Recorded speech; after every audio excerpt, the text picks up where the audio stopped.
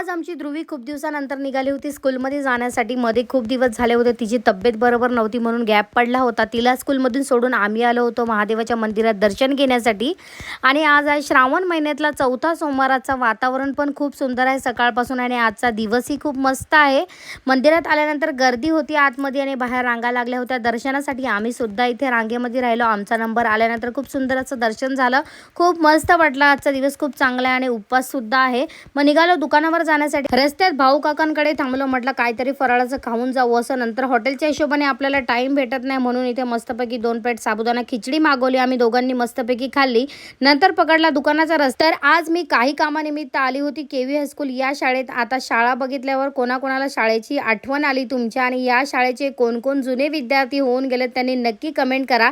आता या शाळेत मी तर फर्स्ट टाइम आली होती। आतमधून खूप सुंदर अशी शाळा आहे आणि आतमधून मी पहिल्यांदाच बघितली।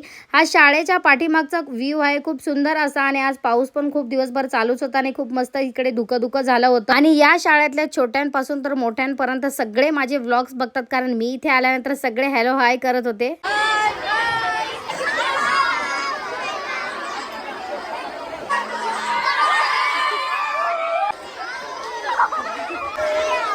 घरी आली आणि मी माझ्या स्वयंपाकाला लागली संध्याकाळच्या उपवासानिमित्त। तर मस्तपैकी 2 भाज्या बनवल्या होत्या। एक वांग्याची भाजी मस्त शेंगदाणा टाकून बनवली होती आणि एक वाल बनवले होते आणि मस्त डाळ भात बनवला होता आणि भात मी घरचा बनवला होता।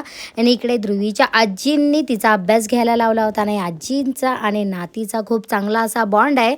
नंतर मी आली होती रेवाच्या रूममध्ये तिचा हालचाल बघण्यासाठी। रेवा मस्तपैकी आरामात मोबाईल बघत होती आणि इकडे वाघेऱ्याच्या आईंनी त्यांच्या नातवांसाठी गोधडी शिवायला घेतली होती। तर मंडळी आजचा असा दिवस होता। तर आपल्या चॅनलला नक्की